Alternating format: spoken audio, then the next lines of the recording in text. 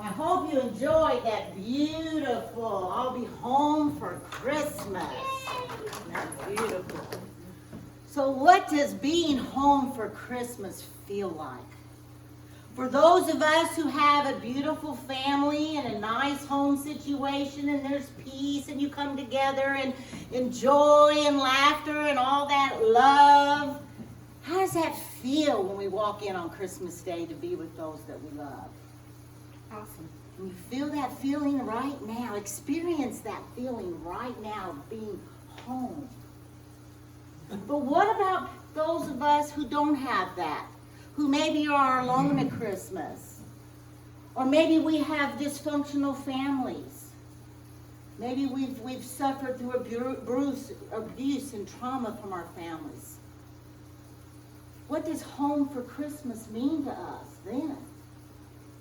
Well, as Unity True students, home for Christmas is about being home within, to the desire of being aligned with that Christ babe within you.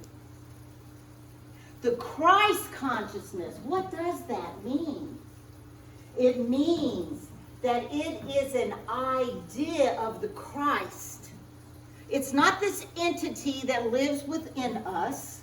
It's not us has this entity outside of us. But it is this inward idea that we hold as we're living in this human experience. The idea of how Christ lived. The examples that Christ gave to us. That's the idea that we try to hold within. To live from spirit, which is the Christ. It's that awareness that we come to after we've given up living from the materialistic sense consciousness world, where we live more in alignment with what's going on within inside of us. We can't control this out here. Our home is not out here. This is not our home. This material world and what we see and feel from our senses is not our home. Our home is within the idea of Christ. Our home is with an eternal thought, no beginning and no ending, that we are this beautiful light, that we have come here to shine forth as Jesus did when he walked on the face of the earth. But he too took time, didn't he, to get to that place where he knew without doubt that him and the Father were one.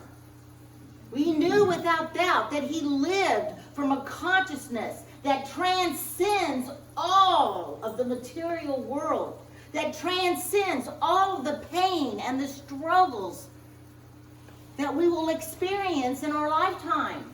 But as we get closer and closer to living in the home that is within us, in this still, peaceful place of faith, of love, of peace, and with those in harmony within our being, we come home, right? And when we come home, that's where we experience the joy. That's where we rejoice in reestablishing, reaffirming, and remembering what we truly are as an eternal being. As an eternal being. Not a human being that will expire. Right? So we're going to come home to Christmas today. We're going to come home to the Christ idea that each and every one of us choose to be an expression of. It is through our choice. It is through our will that we empower that Christ idea and that we become that expression. So a Christmas Carol, we're going to look at 3 different dimensions of consciousness. So all of you know about the Christmas Carol movie. Anyone here not see the Christmas Carol? It's only been published in, 5 different ways? You mean Scrooge? Yeah, Scrooge. Okay. Yeah, the movie was called A Christmas Carol. And Scrooge represented all that was bad, all that was not in alignment. He was not home with Christmas. He was living from his own wounds and his own struggles and his own lack. And mostly what I saw in him was his fear. His fear to be happy. His fear to have a relationship with other people. He was totally and completely living outside of himself in a materialistic mindset. He had no idea what it was even like to express and feel the spirit that he truly was. And what other examples do we have of this kind of consciousness? What about Paul, who started out being so against the Christians? Of course, his name then was Saul. But what when he had his transformation? And then he became this powerful leader of the Christians, right? It's like this metamorphosis that we go through. How do you say that? Metamorphosis. I go to Julie because she's our butterfly queen. But that's what we go through. We go through transformation. A metamorphosis. Metamorphosis. Thank you, Julie. Thank you very much. You better not say that. Yeah, I know. Tammy goes, you better not say that.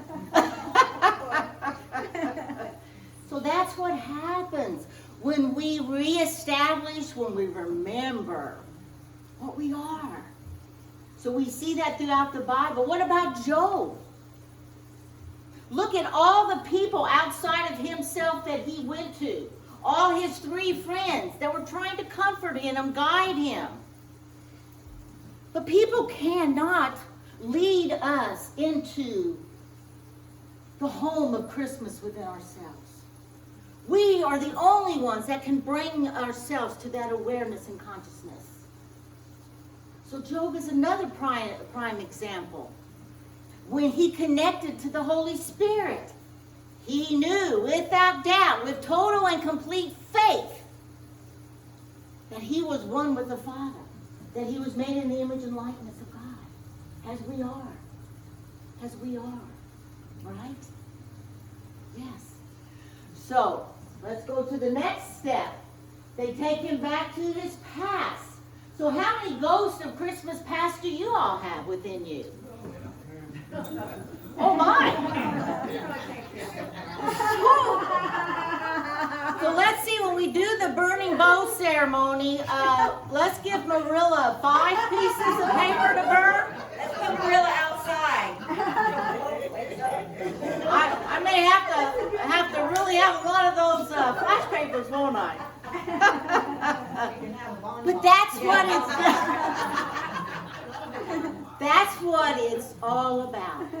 Is the awareness that we still have these things. We still have our wounds. We still have our experiences. We still have healing to do. If we didn't have this, we wouldn't be here.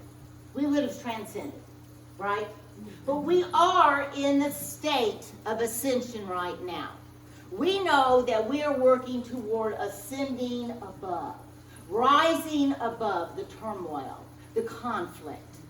And we can do that each and every single day, right? Our ascension is every day that we ascend to that idea of the Christ consciousness. Every single day. So we look back to our past in order for us to see what needs to be addressed. We have indications all year long of what is still pushing our buttons, what is still triggering us, what is still causing us to react from a place of negativity. Oh, that'll go over good. What happened? My cell phone fell off. Did I hit it? So, the ghost of the past. This may not end up going on YouTube. Did I do that? No, honey, you didn't do nothing. No, it might fall again, but that's okay. We better set up. It's good. Okay. All good. So our ghosts that we carry with us, these are opportunities. These are here to give you the opportunity to wake up to them, to see what is blocking you from living your highest good.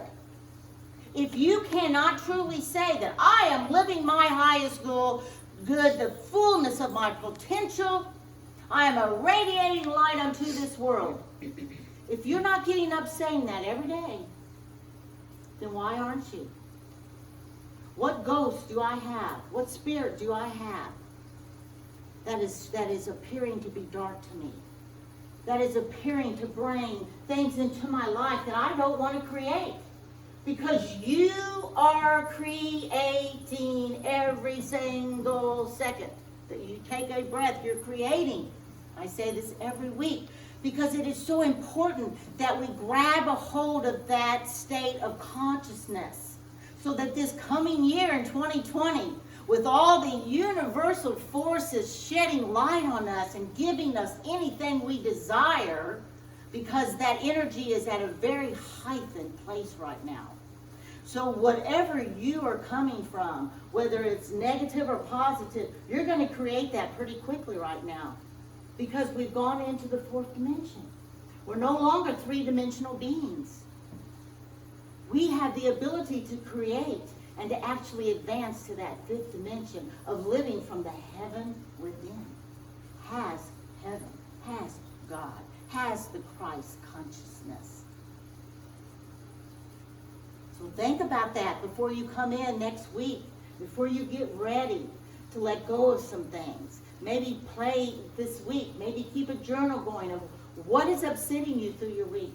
What am I reacting to that is not in alignment with the good of myself and others? Pay attention to that. Maybe send yourself a text. Something comes up through the day. Oh, that's something. Because we forget as we live our day. So awareness and mindfulness is a practice that we want to incorporate into the new year. So next week you'll come, and I might have to have a bunch of papers for everybody. I'll be working on that all week, right? So then the presence, the present moment, this is our gift. This is when we are totally and completely alignment, when we are paying attention and present right here, right now. Feel the texture of your clothes. Look at the person next to you. Really see them. If you went home today, could you remember what Sharon had on? Probably, because hers is basic red. Could you remember what Betty packed, what earrings she was wearing? Could you remember these things? Look at each other. Be present. Because that's when we shine our light. Because we're right here, right now. There's no wounds from the past. I'm not into the future. I'm experiencing this beautiful essence of myself and you right now in this moment. And I don't know if you remember in the movie where the presence, how it disintegrated. Remember that he only had so much time to be present with Scrooge, right? And then he disintegrated because it's gone. So if you're not there, experiencing the moment right now, right here, you've lost that gift. You've lost that gift. And you can never get it back. That's our gift to each of ourselves and to each other.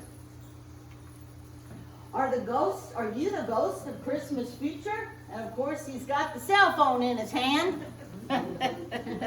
So when it comes to our future, what do you want to see coming into this year?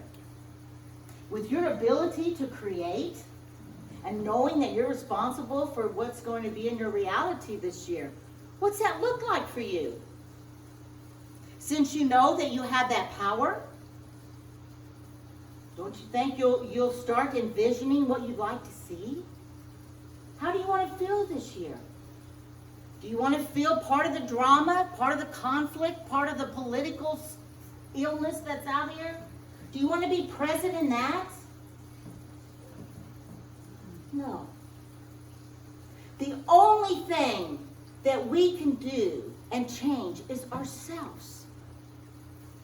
So for the future for us is to create a stability of the Christ idea each and every day. And by doing that, you will know, and the universe will know, that you are ready to be open and receptive to receive. Right? We have to be open and receptive to receive. We have to ask because of our free will.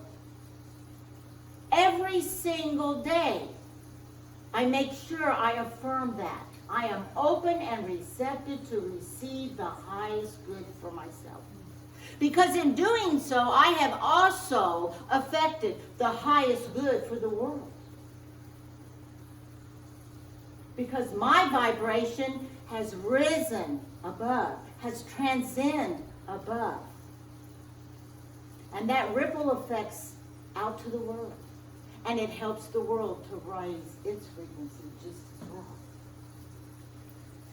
So what do you want for the future? Know that you're responsible. Know that you create it. You're accountable. So my blessing to you is that your future is being held within you and feels so good to you. And you're this expression of the Christ. Living from your highest good. And so, as Tiny Tim observed, God bless us, everyone. God bless us, everyone. We say here all the time, no matter what. The Christ light shines in everyone, no matter what. If you're behind bars this holiday, the Christ light is still shining in them. Is it blocked? Yes. Is it congested? Yes. And most of the time that's because of a lack of awareness. They just don't know. Forgive them, Father, for they know not what they do. It is a state of ignorance. They're just not awake. But do we view them in that state? Do we see them as less than us? Because if you're seeing anyone less than you, look in the mirror. You just thought less of yourself. Because what we see in others, the only reason we see that is because it is a part of us as well. So if you are seeing only your light, if you're seeing only the idea of the Christ that you're living from has an example in your everyday life, you will only see the man, the woman behind the bars in that same light. Because you're one with them. They are part of our spiritual family, no matter what. So we bless everyone. No different degree. It's a blessing, it's love. And we rejoice in that. And by being in that state of consciousness, joy fills your physical body, your mental body, your spiritual body, your emotional body. You are filled with that joy, and you become an expression of that joy. So today I say to you, God bless you all, every one of you. So we're going to go into a meditation. So I want you to relax in your seats. I'm going to give us some frequencies here to raise the vibration in the room.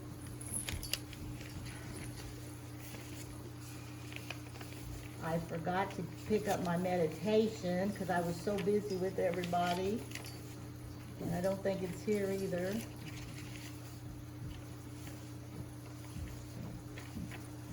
So who would, Jean, would you like to do the bowl while I find my meditation? So let's just sit and ground ourselves in our seats and relax, take some cleansing breaths.